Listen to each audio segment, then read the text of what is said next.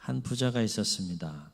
그는 돈이 많아서 호화롭게 살았지만 마음은 늘 불안하고 초조함 가운데 하루하루 삶을 살아갑니다. 마음에 평안이 없는 거예요. 그래서 이 마음에 어떻게 하면 좀 평안을 얻을 수 있을까? 내가 어떻게 하면 평안함 가운데 하루하루 삶을 살아갈 수 있을까? 여러 방도를 찾았지만 어떤 방도로도 안정을 찾을 수 없었던 그는 국립 끝에 마음의 평안을 찾게 해주는 그림을 구하기로 합니다. 그리고 그에게 돈을 주고 화가들에게 평안을 주는 그림을 그리게 했습니다. 드디어 화가들이 그림을 다 각자 생각대로 주제에 맞는 그림을 또 완성하여 전시의 날이 되어서 그는 전시장에서 작품을 하나하나 주의 깊게 감상해 갑니다. 아름다운 산 밑에 호수가 있고 하늘에는 흰 구름 뭉게뭉게 표현하는 평화로운 장면의 그림을 보면서 그런 그림을 멈추지 않고 그냥 지나쳐 갑니다. 시골에 또 평화스러운 시골 마을에 전경을 그린 그림도 있었는데 그러나 그 그림도 그냥 지나쳐 갑니다. 평강을 주제로 해서 평안을 주제로 해서 많은 그림들을 그렸고 또 전시를 했지만 그 가운데 이 사람의 마음에 평안을 주는 그림을 찾을 수가 없는 거예요. 그런데 맨 마지막 걸려있는 그림 앞에 그는 발걸음을 멈추어 서게 됩니다.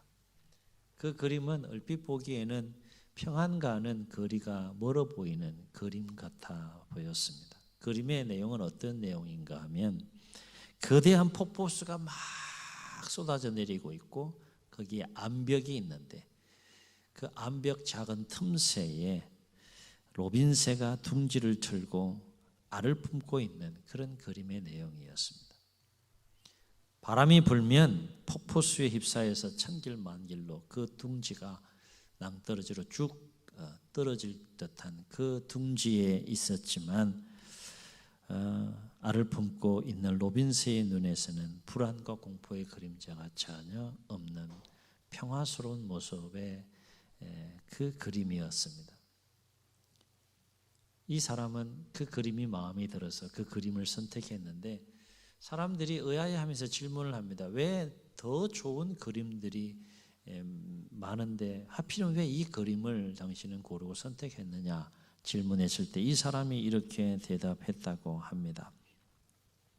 이 세상에 평안한 환경이란 있을 수 없습니다.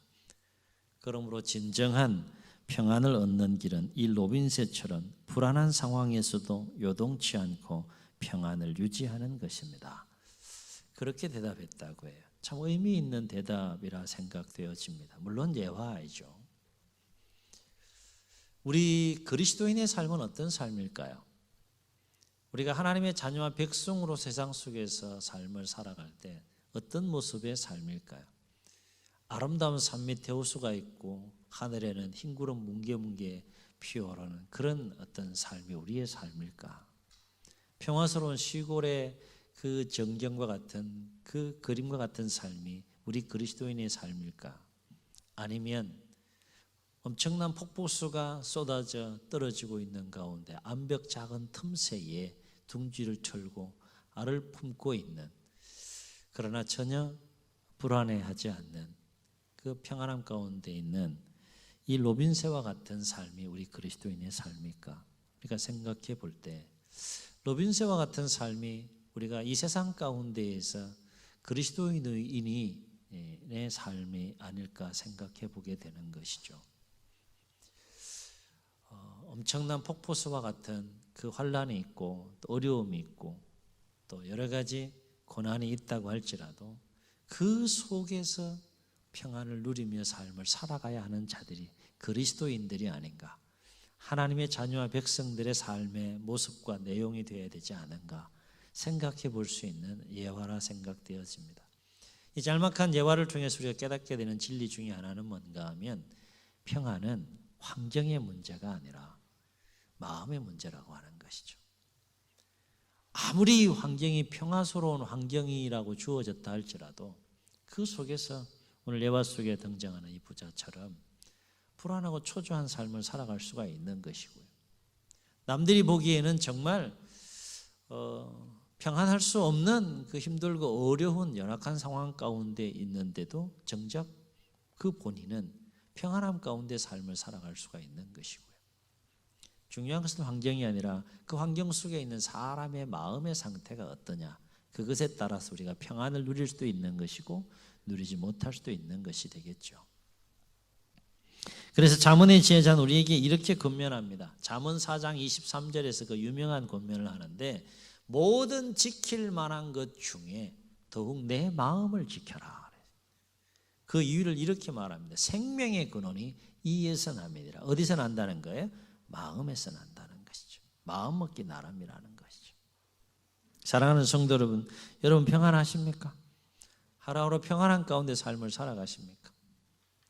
코로나의 상황이 또 줄어드는 것 같아도 더 또 확산되고 있는 이런 상황, 언제 끝날지 모르는 이런 상황, 백신은 나와서 접종은 하고 있는 상황이지만 여전히 불안한 상황, 이런 상황 속에서 그리스도인으로서 여러분은 어떤 마음의 상태를 가지고 하루하루 삶을 살아가고 있는지요? 오늘 말씀을 보면 부활하신 예수님은 제자들에게 나타나셔서 그들을 주님의 정인으로 세상에 파송하기 전에 두 가지를 주시는 모습을 보게 돼요. 첫 번째, 무엇을 주셨는가 하면 평강을 주셨다는 거예요. 뭘 주셨다고요? 평강. 누가 주셨다고요? 부활하신 주님께서 제자들에게 평강을 주시는 모습을 보게 돼요. 여러분, 이거 우리 정확하게 기억하고 넘어가야 됩니다. 예수님께서, 부활하신 주님께서 뭘 주셨다고요? 자, 그럼 여쭤보겠습니다. 여러분 심령 속에는 주님이 주시는 평강이 있습니까? 이게 중요한 거죠. 아는 게 중요한 것이 아니라, 머리로 알고 깨닫는 게 중요한 것이 아니라, 주님이, 부활하신 주님이 주시는 것이 평강이라면 그 평강이 내 심령 속에, 내 삶 가운데 있느냐는 거예요. 오늘도 예배에 참여한 여러분을 향하여 도전하십니다. 코로나를 비롯한 여러 가지 어려운 상황 속에 평강이 깨어질 일들이 얼마나 우리의 삶 가운데 엄습해 오고 있습니까? 그 가운데서도 과연 주님은 평강을 주시는 분이신데 그 주님이 주시는 평강이 우리의 심령과 삶 가운데 있느냐 하는 거예요. 점검하고 돌아볼 수 있는 시간이 될 수 있기를 예수님 이름으로 축원합니다. 19절을 보면 부활하신 예수님께서 안식 후 첫날 저녁에 유대인들을 두려워하여서, 왜 두려워합니까? 그들은 종교적인 지도자들이었고 예수님을 십자가에 못 박아 죽인 자들입니다. 죽음의 권세 아래 악한 영에 사로잡혀 역사하는 자들입니다. 예수님을 저렇게 했으니 예수님의 제자는 우리를 죽일 것이다 라는 두려움이, 공포가 엄습해서 그들이 함께 모여서 문을 닫고 있는데, 이미 부활하신 영적인 존재가 되신 예수님은 뭐 문을 닫든 안 닫든 상관없이 그 현장에 나타나십니다. 그리고 부활하신 주님께서 죽음의 공포와 두려움 가운데 있는 제자들에게 가장 먼저 말씀하신 것이 뭔가 하면 이렇게 말씀하세요. 너희에게 평강이 있을지어다. 아멘. 한번 따라해 보시겠습니다. 너희에게 평강이 있을지어다. 오늘 이 음성을 들으실 수 있는 여러분이 되시기를 주의 이름으로 축원합니다. 너희에게 무엇이 있을지어다? 평강이 있을지어다. 왜 그렇게 말씀하셨어요? 부활하신 주님께서 제자들을 보니까 평강이 없는 거예요. 평강이 있어야 될 그 마음의 자리에 두려움과 또 공포로 휩싸여 있는 제자들의 모습을 보고 있는 거죠. 어둠인 거예요, 마음에. 빛이 없는 거예요. 그래서 뭐라고 말씀하신 거예요? 너희에게 평강이 있을지어다 그랬어요.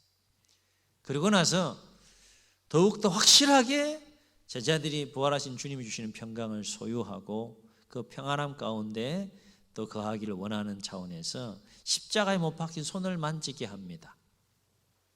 그리고 창에 찔린 옆구리를 만지게 합니다. 그 느낌이 어땠을까? 성경을 읽어보면 그 현장에 있었을 때 직접 그 손을 만지고 옆구리를 만진 느낌이 어땠을까? 이런 생각이 들어요. 제자들은 오늘 심히 기뻐했다라고 했는데 어쨌든 손을 못 박힌 손, 찔린 옆구리를 만지게 하신 후에 또 한 번 또 이르시되 그랬어요. 21절 보면 또 이르시되 뭐라고 그러셨습니까? 너희에게 평강이 있을지어다. 그리고 나서 예수님은 제자들을 세상에 파송합니다. 아버지께서 나를 세상에 보낸 것처럼 나도 너희를 세상에 보낸다. 제자들을 파송하십니다.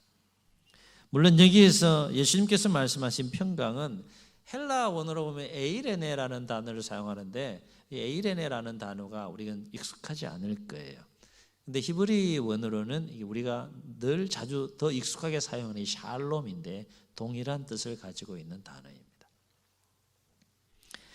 예수님은 일전에 십자가에 못 박히셔서 죽임당하시기 전에 제자들에게 마지막 고별 설교 중에 오늘 예수님께서 말씀한 이 평강에 대해서 말씀하신 적이 있어요.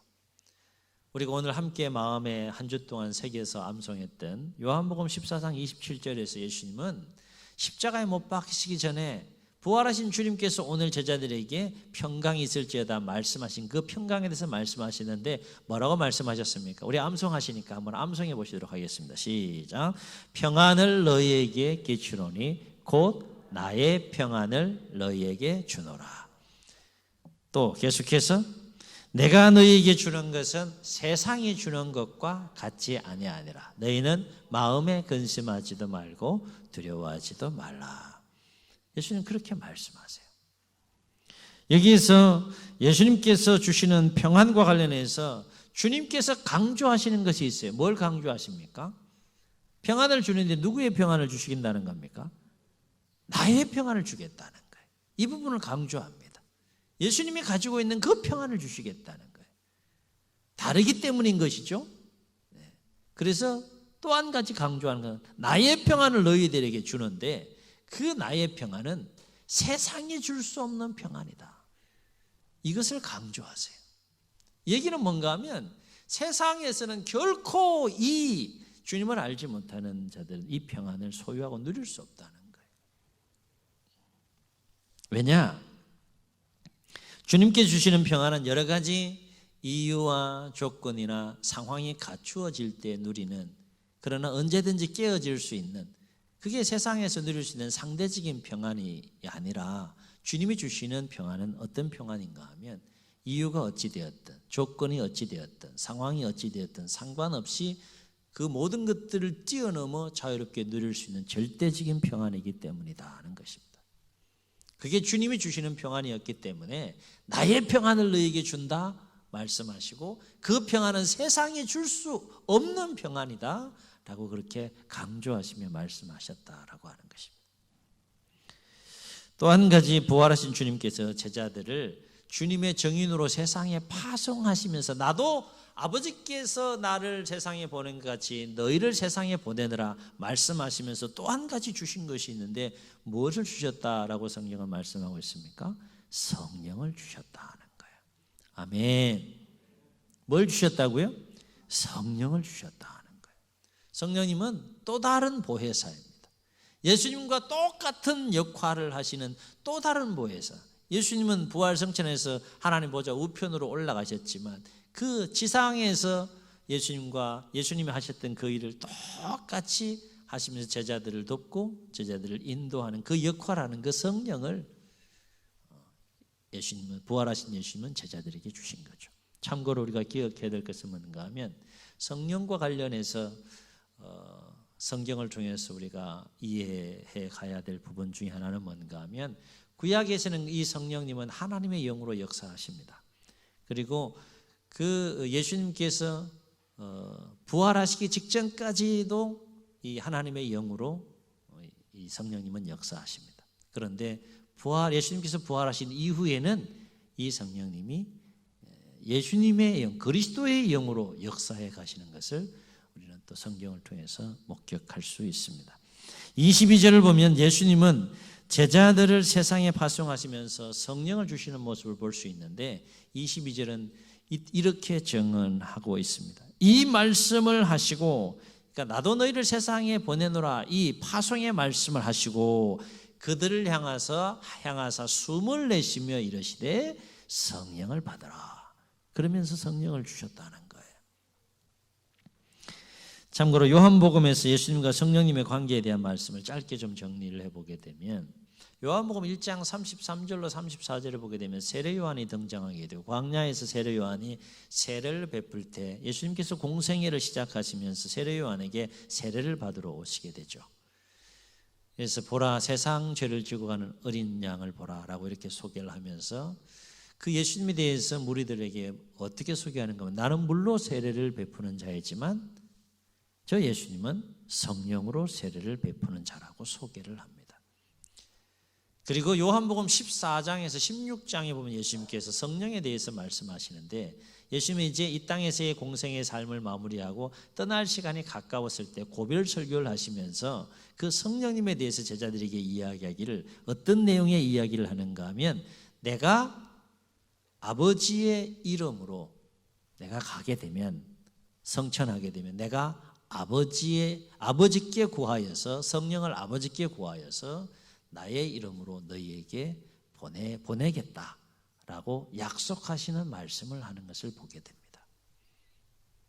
그리고 이제 세례 요한의 증언대로 또 예수님의 약속하신 그 말씀대로 오늘 요한복음 20장에서 부활하신 주님께서 제자들에게 나타나서 지금 무엇을 주고 계시는 것입니까? 성령을 부어주시고 있는 모습을 보게 되죠. 성령으로 세례를 베푸시는 모습을 볼 수 있다는 것입니다. 물론 성령의 충만한 임재는 사도행전 2장을 통해서 우리가 목격할 수 있어요.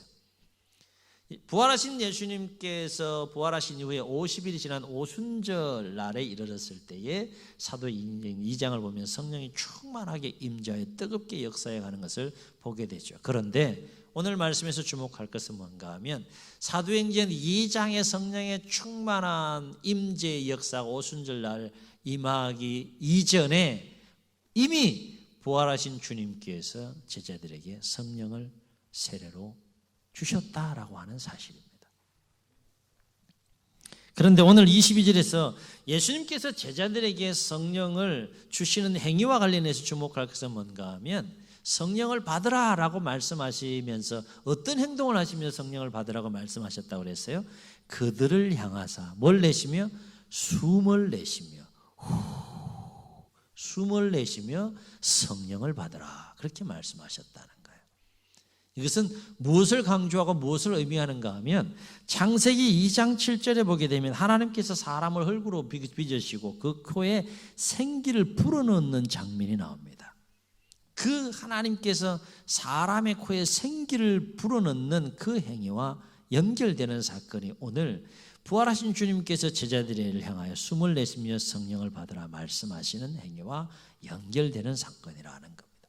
다시 말해 창세기 2장 7절을 보게 되면 하나님께서 흙으로 사람을 빚으시고 사람의 코에 생기를 불어넣으시니 사람이 어떻게 됐다고요? 생명이 되어서 새로운 피조물로 창조되는 거예요. 마찬가지로 오늘 부활하신 주님께서 제자들에게 나타나셔서 그들을 향하여서 숨을 후 내쉬고 성령을 받으라, 예수님의 생명의 숨결을 내쉬면서 성령을 받으라 라고 말씀하심으로 제자들이 주님이 주시는 그 성령을 받으면서 어떤 역사가 일어나는가 하면 더 이상 제자들은 이제 부활하신 주님을 만나기 전에 육적인 그 연약한 존재가 아니라 주님께서 생명의 숨결을 불어넣으시면서 성령을 받으라고 말씀하여 그 성령을 받은 제자들 10년 가운데 이제 그 성령님이 역사함으로 말미암아서 더 이상 육적인 존재가 아니라 영적인 전혀 새로운 존재로 창조되고 거듭나게 되는 모습을 오늘 말씀을 통해서 보게 된다는 것입니다. 놀라운 사건이 지금 제자들에게 일어나고 있는 거예요. 폭발적이고 뜨거운 역사는 사도행전 2장을 통해서 또 이루어지지만 그 이전에 이미 부활하신 예수님께서 제자들에게 이 성령을 부어주심으로 말미암아 제자들은 전혀 새로운 영적인 존재로 거듭나고 창조되는 모습을 오늘 말씀을 통해서 목격할 수 있다라고 하는 거예요. 그리고 이렇게 부활하신 주님께서 부어주신 성령을 받은 새롭게 창조되고 새롭게 거듭난 그 영적인 존재인 제자들을 향하여서 놀라운 권세를 주님께서는 주시는 것을 보게 되는데, 이 권세는 하나님께만 그동안에는 속한 권세였고 예수님에게만 속한 권세였는데, 이제 그 권세가 누구에게 주어지는가 하면 제자들에게 주어지는 모습을 보게 돼요. 그 권세가 뭡니까? 죄를 사할 수 있는 권세. 그래서 23절에 보면 부활하신 주님으로부터 성령을 받은 제자들에게 이렇게 말씀하세요. 너희가 누구의 죄든지 사하면 사하여질 것이요, 누구의 죄든지 그대로 두면 그대로 있으리라. 이렇게 말씀하세요. 이건 하나님과 예수님만 할 수 있는 권세였는데, 이제 성령을 부활하신 주님으로부터 받은 그 영적인 존재로 새롭게 거듭나고 창조된 제자들도 이제 그 놀라운 권세를 가지고 또 역사에 갈 수 있는 또 상황이 새롭게 열리는 것을 볼 수 있게 되죠. 그렇습니다. 부활하신 주님은 죽음의 권세 공포 가운데 있는 제자들에게 나타나셔서 두 가지를 주셨는데, 뭘 주셨다고 했습니까? 주님의 평안을 주셨고 성령을 주셨다 하는 것입니다. 그렇다면 왜 부활하신 예수님은 제자들에게 나타나셔서 가장 먼저 이 두 가지를 주셨을까? 그러지 않으셔도 될 텐데, 너희에게 평강이 있을지어다, 그것 한 번이 아니라 두 번씩이나 강조하시면서 너희에게 평강이 있을지어다 말씀하시고 숨을 내쉬면서 성령을 받으라 그렇게 말씀하셨을까라고 하는 거예요. 그렇습니다. 이 두 가지가 없으면 제자들은 죄와 죽음의 권세를 이기는 삶을 살 수 없는 거죠. 모든 두려움을 이기고 극복하는 삶을 살 수가 없는 겁니다. 주님의 제자로서 주님이 파송한 대로 주님의 정인된 삶을 살아가는 과정 속에는 수많은 환난과 핍박과 박해와 고난과 어려움들이 있을 텐데, 이 두 가지가 없이는 결코 그 모든 것들을 이기면서 세상 속에서 파송받은 자로 주님의 정인된 삶을 살 수 없음을 예수님은 누구보다도 잘 아셨기 때문에 이 두 가지를 부활하신 주님께서 제자들에게 나타나서 주시는 모습을 우리는 오늘 목격하고 있다라고 하는 겁니다. 그래서 우리가 이와 관련해서 제자들에게 주님께서 말씀하신 내용을 다시 한번 요한복음 14장 27절을 통해서 되새겨보면 뭐라고 말씀하셨습니까? 평안을 너희에게 끼치노니 곧 나의 평안을 너희에게 주노라. 내가 너희에게 주는 것은 세상이 주는 것과 같지 아니하리라. 그러면서 이유를 밝혔어요. 왜 평안을 주신다는 겁니까? 세상이 줄 수 없는 주님의 평안을 주신 이유가 뭐라는 겁니까? 너희는 근심하지도 말고 두려워하지도 말라. 무슨 얘기예요? 근심하고 두려워할 수밖에 없는 그 상황, 그 마음을 소유하고는 결코 주님처럼 그렇게 세상을 이기면서 주님이 파송하신 대로 주님의 정인된 삶을 살 수 없다는 거예요. 근심을 이겨내고 두려움을 이겨내야 된다는 것이죠. 그러려면 무엇이 필요하다는 겁니까? 주님이 주시는 평강이 필요하다는 거예요. 그리고 요한복음 16장 32절로 33절에 보게 되면 예수님은 제자들이 그 연약함으로 인하여서 죽음의 권세 아래에서 실족하여 예수님을 버리고 뿔뿔이 흩어질 것을 아시고 그것을 너희들이 그렇게 될 것이다라는 것을 미리 말씀하시면서 33절에서 무슨 말씀을 하시는가 하면 이런 말씀을 하세요. 이것을 너희에게 이르는 것은 너희로 내 안에서 평안을 누리게 하려 함이라. 세상에서는 너희가 환난을 당하나 담대하라. 내가 세상을 이기었노라. 이렇게 말해요. 환난과 어려움들을 이기고 극복하면서 세상을 이기는 삶을 살아가려면 무엇이 필요하다는 겁니까? 주님이 주시는 이 평안이 필요하다는 거죠. 문제는 어떻게 하면 우리는 부활하신 주님께 주시는 이 평안함과 그리고 성령을 받을 수 있을까라고 하는 것인데, 부활하신 주님을 만난 이후에 제자들의 삶을 가만히 따라가 보면 세 가지 중요한 해답을 우리가 얻을 수 있다는 거예요. 첫째는 모든 일에 기도와 간구로 계속해서 친밀하게 주님과 교제하시면서 더욱 주님을 의지하는 삶을 살아가는 것이다 하는 거예요. 누구를 의지하는 겁니까? 주님을 의지하는 거예요. 어떻게 의지하는 겁니까? 기도와 간구를 통하여 친밀하게 교제하면서 계속적으로 주님을 더욱더 의지할 때 주님이 주시는 이 두 가지를 소유하게 되고 또 그 평안함과 성령의 도우심과 인도함 가운데 삶을 살게 된다는 것입니다.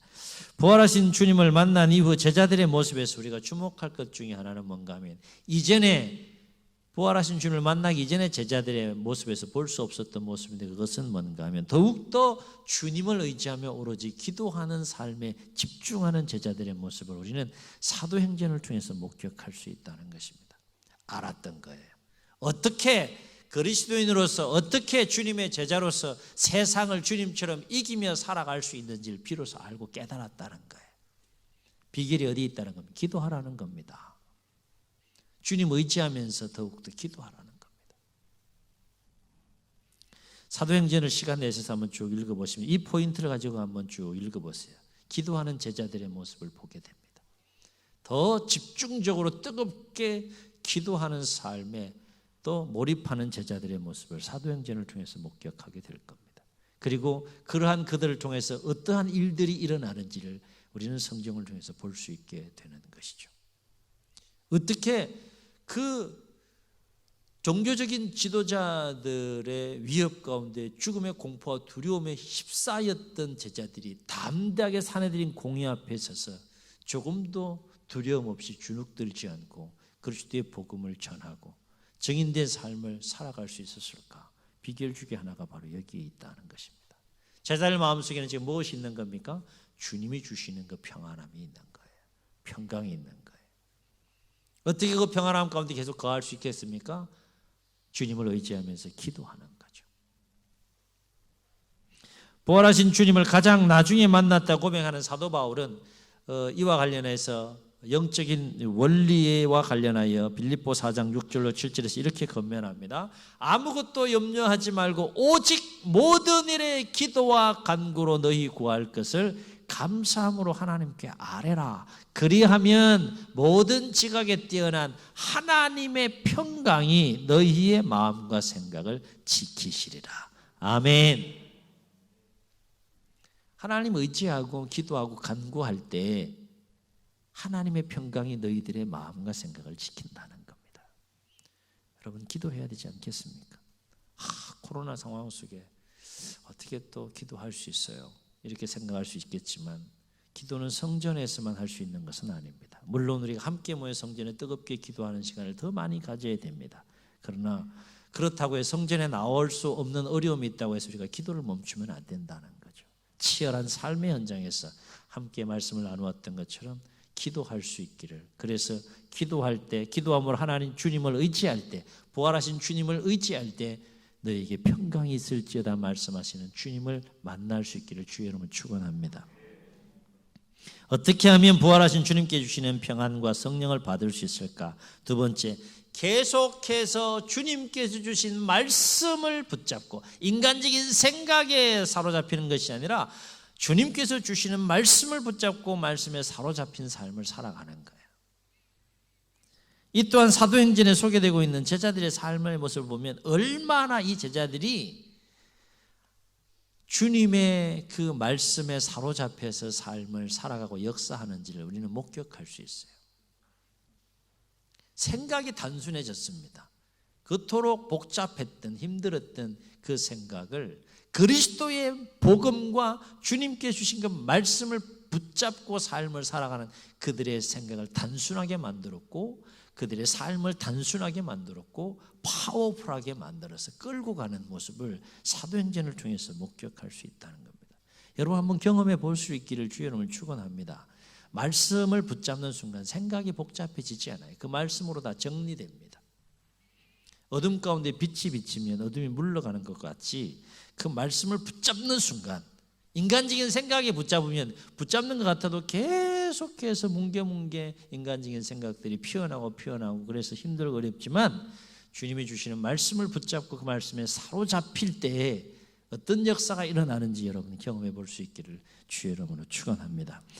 사도행전 6장에 보게 되면 예루살렘 교회가 헬라파 유대인과 또 히브리파 유대인들이 함께 섞여서 공동체를 이루고 있는 상황 속에서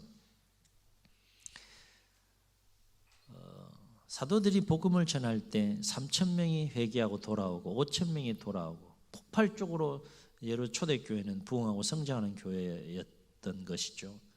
그래서 이 구제에 관한 문제가 굉장히 중요한 문제였었는데 함께 모든 것들을 통용하고 쓰는 일에 있어서 문제가 발생한 것 중에 하나가 구제에 관한 문제가 생겼는데 히브리파 유대인들에게는 구제가 잘 이루어지는데 이 차별이 생긴 거예요. 헬라파 유대인들에게는 구제가 안 가는 겁니다. 그러니까 공동체 갈등이 생긴 문제가 생긴 거죠. 무슨 얘기인가 하면 리더십에 어려움이 생겼다는 거예요. 사도들이 그 엄청난 공동체를 감당하기에는 힘이 붙였던 거죠.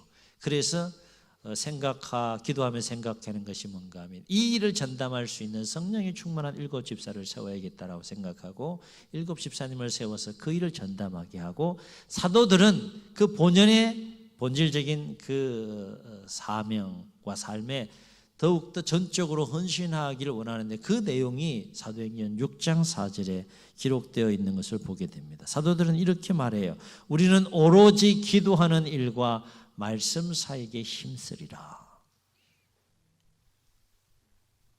무슨 얘기입니까?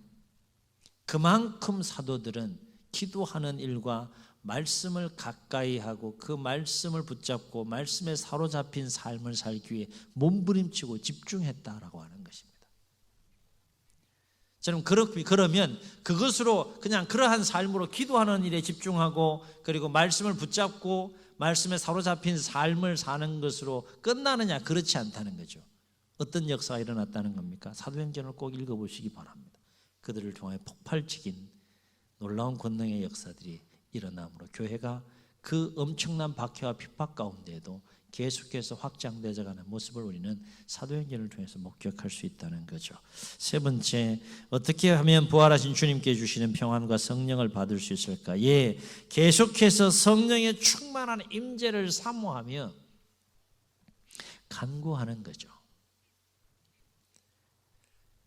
물론 제자들은 부활하신 주님을 통하여 직접 오늘 성령을 받으라라고 말씀하심으로 성령을 받았지만 또 사도행전 2장 오순절 성령 강림 사건 때 주님께서 약속한 성령이 충만하게 임할 때까지 사도행전 1장을 보면 제자들은 어떤 모습으로 그 성령의 충만한 임재를 기다렸다고 했습니까? 오로지 기도하기를 힘썼다 그랬어요.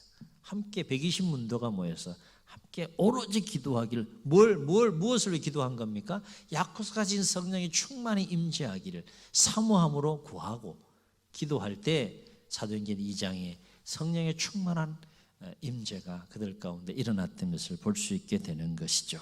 그렇습니다. 계속해서 주님을 의지하며 간절히 기도할 때, 계속해서 주님의 말씀을 붙잡을 때, 계속해서 사모하고 간구할 때 부활하신 주님께서 주시는 이 평안과 또 성령 안에 우리가 거할 수 있다라고 하는 것입니다.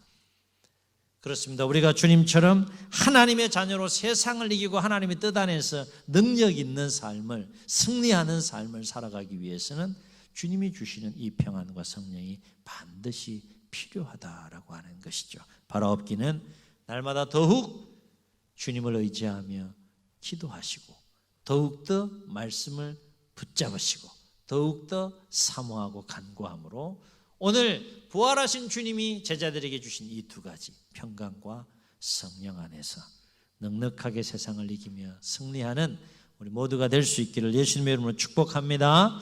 축원합니다. 우리 말씀을 기억하시면서 함께 찬양하시고 한번 통성으로 기도하겠습니다.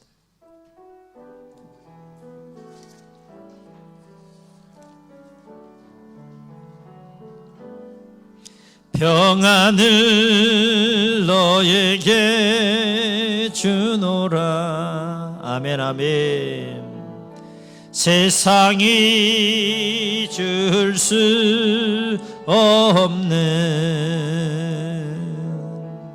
세상이 할 수도 없는 평안,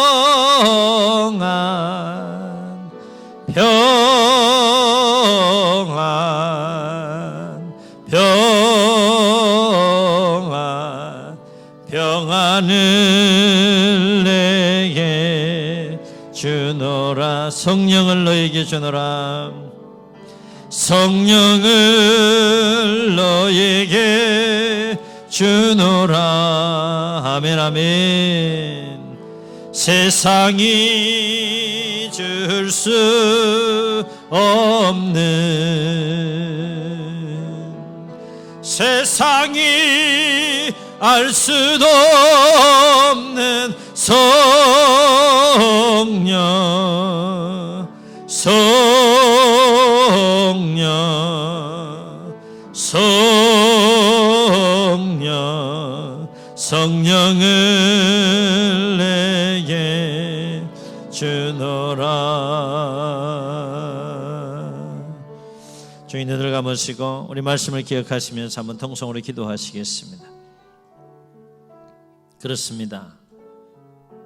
두려움 가운데 떨고 있던 제자들에게 부활하신 주님께서 나타나셔서 말씀하시기를 너희에게 평강이 있을지어다. 너희에게 평강이 있을지어다. 그들을 향하여 숨을 내쉬며 이르시되 성령을 받으라. 성령을 받으라. 평강과 성령을 주시는 예수님의 모습을 봅니다. 주님이 주시는 세상이 줄 수 없는 평강, 그 성령이 없이는 우리가 세상을 주님처럼 하나님 뜻 안에서 이기며 능력 있는 삶을 살며 또 승리하는 삶을 우리가 살아갈 수 없기에 주님은 이 두 가지를 주셨습니다. 우리에게 필요하지 않습니까? 간절히 주님을 의지하며 기도할 때 주님이 주시는 말씀을 붙잡고 그 말씀에 사로잡혀 살기 위해 몸부림칠 때, 그리고 사모하며 구할 때 주님께서 여러분에게 평안을 주시고 성령을 주셔서 주님과 함께 남은 생에 넉넉하게 이기고 승리하는 삶을 살아갈 수 있도록 도와달라고 오늘 말씀 기억하시면서 결단하시고 주님 세움 부르시고 통성으로 기도합니다. 주여